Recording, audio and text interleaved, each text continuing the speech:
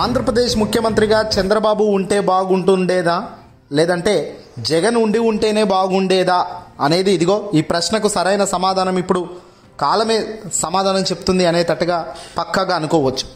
ఎందుకంటే 2019 నుంచి 2024 దాకా వైఎస్ జగన్మోహన్ రెడ్డి గారి అధికార పరిపాలన చూశారు. మంచికి, కష్టానికి, సుఖానికి, బాధకు, దుఃఖానికి అన్నిటికీ ఎలా రియాక్ట్ అవుతారు, ప్రభుత్వం పేద ప్రజలకు ఎలాంటి స్థాయిలో అండగా నిలబడుతుంది అనేది గడిచిన 5 ఏళ్లలో ప్రజలు చూశారు. అందులో మరీ ముఖ్యంగా వైఎస్ఆర్సీపీ పార్టీ అధికారంలోకి వచ్చిన 2 ఏళ్ల తర్వాత కరోనా లాంటి కష్టకాలంలో 2 ఏళ్లు గడిచింది. 24 నెలలు కేవలం కరోనా పీరియడ్లోనే సాగింది. కరోనా కష్టకాలంలో పరిపాలన ఎంత చక్కగా సాఫీగా జరిగిందో కూడా అందరం చూసిందే. ఎక్కడా కూడా మైనర్ డిఫాల్ట్ జరగలేదు. ఎక్కడా కూడా పెద్దగా విమర్శలకు దారిలు ఇవ్వనివ్వకుండా జగన్మోహన్ రెడ్డి గారు ప్రతి ఒక్కటి చక్కదిద్దుకున్నారు. అయితే జగన్మోహన్ రెడ్డి గారు చక్కదిద్దిన విధానం, వాలంటీర్ వ్యవస్థ, అలాగే తాను నిర్మూలంగా ఆయన నిర్మాణం చేసిన అనేక వ్యవస్థలు చాలా బలంగా పనిచేయడం వల్ల మంచి మార్కులు అయితే సంపాదించారు. ఇక ఆ తర్వాత ఇప్పుడు చంద్రబాబు నాయుడు గారు అధికారంలోకి రాగలిగారు.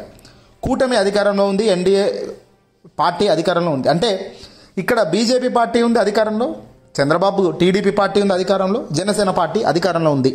ఈ 3 పార్టీలు జతగట్టింది ఎందువల్ల అంటే పేద ప్రజలకు మంచి చేయడం కోసం కాదండి. కేవలం జగన్మోహన్ రెడ్డి గారి ఓటు బ్యాంకుని చీలిస్తేనే మనం గెలుస్తామన్న ఆశతో వీళ్ళంతా కూడా జతగట్టడం జరిగింది. కానీ ఇప్పుడు అల్టిమేట్గా కొందరు ఖచ్చితంగా జ్ఞానోదయానికి వచ్చే సమయం రాబోయే కాలంలో దగ్గరలోనే ఉంది. అందులో ముఖ్యంగా డిప్యూటీ సీఎం పవన్ కళ్యాణే ముఖ్య పాత్ర పోషిస్తారు. ఎందుకయ్యా అంటే డిప్యూటీ సీఎం పవన్ కళ్యాణ్ చంద్రబాబు నాయుడు గారు అరెస్ట్ అయిన వెంటనే తాను చేసిన హడావుడి అంతా ఇంత కాదు. ఒక వ్యక్తిని అరెస్ట్ చేస్తారా? 40 ఏళ్ల రాజకీయ చరిత్ర కలిగిన సుదీర్ఘ అనుభవం ఉన్న వ్యక్తి చంద్రబాబు నాయుడు గారు. అలాంటి వ్యక్తిని ఎలా అరెస్ట్ చేస్తారు అంటూ హంగామా చేశాడు. హైదరాబాద్ నుంచి రోడ్డు మార్గాన ప్రతి అడుగడుగున ఇబ్బంది పెడుతూ పోలీసులను తాను తన ప్రయాణాన్ని కొనసాగించారు. అల్టిమేట్గా జైలు వద్ద, రాజమండ్రి సెంట్రల్ జైలు వద్దే ప్రకటించాడు పొత్తులో భాగం. చంద్రబాబుతోనే జతగడతాను, పొత్తులో భాగంగానే ముందుకెళ్తాము. బాగుంది. పొత్తులో వ్యాపారం ఎలా ఉందో చూసావు కదయ్యా పవన్ కళ్యాణ్. రాబోయే రోజుల్లో నువ్వు జగన్ వద్దకు పోయే పరిస్థితి వస్తుందా? ఎందుకు రాకూడదు? చంద్రబాబు మాదిరిగా జగన్ కాదు అన్నది పవన్ ఈ పాటికే గుర్తించిన సత్యం.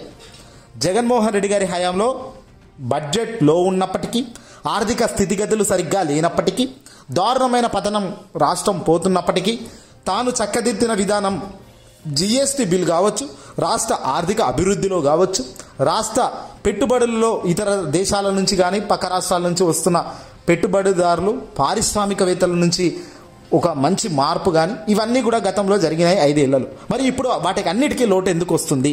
కేంద్రం ఒక్కటే గ్రీన్ సిగ్నల్ ఇస్తుంది తప్ప, కేంద్రంలో ఎందుకు గ్రీన్ సిగ్నల్ ఇస్తుంది? ఎన్డీఏలో చేతులు కలుపున్నారు కాబట్టి కేంద్రం సహాయపడుతుంది తప్ప, కేంద్రం కూడా సహాయపడకపోతే రాష్ట్రం ముందుకు పోయే పరిస్థితి లేదని పవన్ కళ్యాణ్ కూడా ఇప్పటికే అర్థమైపోయింది గడిచిన ఈ 8 నెలల కాలంలో. అంటే రేపు రాబోయే రోజుల్లో తన రాజకీయ భవిష్యత్తు బాగుండాలనుకుంటే వైఎస్ఆర్సీపీ పార్టీ జగన్ వద్దకు పవన్ ఎందుకు పోకూడదు? జనసేన పార్టీ వైఎస్ఆర్సీపీ పార్టీతో మర్జ్ ఎందుకు కాకూడదు? ఎందుకంటే గతంలో చిరంజీవి కూడా ఎన్నో ఆశలతో పార్టీలను పెట్టడం, ఆ తర్వాత ప్రాక్టికల్కు సింక్ అయి మళ్ళీ కాంగ్రెస్లో తన పార్టీని విలీనం చేయడం, ఇవన్నీ చూసాం. అప్పుడు అన్న కాంగ్రెస్లోనే విలీనం చేశాడు. ఇప్పుడు తమ్ముడు పవన్ కళ్యాణ్ కూడా ఏదో ఒక రోజు వైఎస్ఆర్సీపీ పార్టీలోనే ఖచ్చితంగా జనసేనను విలీనం చేసే కార్యక్రమాలు కూడా చేసే పరిస్థితులు ఉంటాయి చూడండి అంటున్నారు రాజకీయ విశ్లేషకులు. ఎందుకంటే చిత్రం విచిత్రం ఎప్పుడు ఒకేలా ఉండదు మిత్రమా. సమయం ఈరోజు ఒకలా ఉండొచ్చు, రేపు మరోలా మారొచ్చు. ఈరోజు చంద్రబాబు నాయుడు గారి సారథ్యంలో జరుగుతున్న ప్రతి అడుగు పరిపాలన అట్టర్ ఫ్లాప్ దిశగానే పోతుంది. 8 నెలల కాలంలో తిరుమల తిరుపతి దేవస్థానంలో 2 ఇష్యూలు ప్రధానంగా ప్రస్తుతం నడుస్తున్నది ఏందా అంటే వైకుంఠ దర్శనం సందర్భంగా టికెట్ల పంపిణీ కార్యక్రమంలో అపశృతి జరిగింది. ఏకంగా అధికారుల నిర్లక్ష్యం చేయడం వల్ల, అధికారులు సరైన పద్ధతితో సరైన క్రమశిక్షణకు లేకపోవడం వల్ల ఈరోజు 6 తొక్కిసలాటలో మరణం చెందారు భక్తులు. తిరుమల తిరుపతి శ్రీ వెంకటేశ్వర స్వామి దర్శనానికి వచ్చిన భక్తుల్లో 6 చనిపోవడం అంటే తిరుపతి చరిత్రలో ఎన్నడూ జరగని ఒక అన్ఫార్చునేట్ థింగ్ అని చెప్పవచ్చు. ఈరోజు చంద్రబాబు హయాంలోనే జరిగింది. అది 8 నెలల కాలంలోనే వీళ్ళ అధికారులు చేసిన తప్పు వల్ల జరిగినది అన్నట్టుగా క్లియర్ కట్గా కనబడుతుంది. ఇక మొన్న ఇటీవల లడ్డూ వివాదం కూడా ఒక లేని లడ్డూ వివాదాన్ని సృష్టించి, లడ్డూలో ఆవుల జంతువుల నెయ్యి కలుస్తుందని, వెజిటేబుల్ ఫ్యాటీ ఆయిల్ కలుస్తుందని, ఇలా రకరకాలుగా మాటలు మాట్లాడిన చంద్రబాబు పవన్ కళ్యాణ్ తీరా దాంట్లో ప్రాక్టికల్కి పోతే అక్కడ ఏమీ లేదు, అంతా వీళ్ళు కల్పించిందే, అంతా వీళ్ళు చెప్తున్న డ్రామాలే అన్నది క్లియర్గా ఆనాడు తెలిసింది. ఈనాడు కూడా నిన్న రాత్రి జరిగిన ఈ దుర్ఘటన ఆలస్యంగా వెలుగులోకి వచ్చిన సత్యాలు చూస్తుంటే నిజంగా మైండ్ బ్లాక్ అవుతుంది. ఎందుకయ్యా అంటే తిరుమల తిరుపతి దేవస్థానం అత్యంత పవిత్రమైన దేవస్థానం. దేశవ్యాప్తంగా కాదు ప్రపంచవ్యాప్తంగా భక్తులు ఇక్కడికి వస్తారు. ఇతర దేశాల నుంచి, ఖండాల నుంచి ఫ్లైట్ రూపంలో వచ్చి ఇక్కడ దర్శనాలు చేసుకుంటారు. ఇక తెలుగు రాష్ట్రాల గురించి చెప్పాల్సిన అవసరం లేదు, పక్కకున్న రాష్ట్రాల గురించి చెప్పాల్సిన అవసరం లేదు. ప్రతినిత్యం వెంకన్న సేవల కోసం తప్పిస్తూ వాళ్ళు వచ్చి దర్శనాలు చేసుకొని పోతుంటారు. ఇంతటి గొప్ప తీర్థస్థలమైన శ్రీ వెంకన్న ఆలయంలో ఇలాంటి పరిస్థితి రావడం అనేది నిజంగా అధికారుల తప్పుదం. అదేదో అన్ఫార్చునేట్గా జరిగిన ఇన్సిడెంట్ కాదు, ప్రజల నుంచి ఏదో ప్రకృతి నుంచి వచ్చిన అంశం కాదు. అధికారులు సమన్వయం పర్ఫెక్ట్గా లేకపోవడం, అధికారుల కమ్యూనికేషన్ సిస్టమ్ పర్ఫెక్ట్గా లేకపోవడం, పోలీసులు నీరుగారడం, పోలీసులు కేవలం ప్రత్యర్థి పార్టీల వ్యక్తులను అరెస్ట్ చేయడం, వాళ్ళని ఊరిలో దిప్పడం మాత్రమే పోలీసులు బాగా పర్ఫెక్ట్గా చేస్తున్నారు తప్ప ఇదిగో ఇలాంటి సంఘటనలు, ఇలాంటి దుర్ఘటనలు జరిగినప్పుడు మాత్రం పోలీసుల తీరు ప్రశ్నార్థకం అవుతుంది. తొక్కీసలాట ఎందుకు అవుతుంది?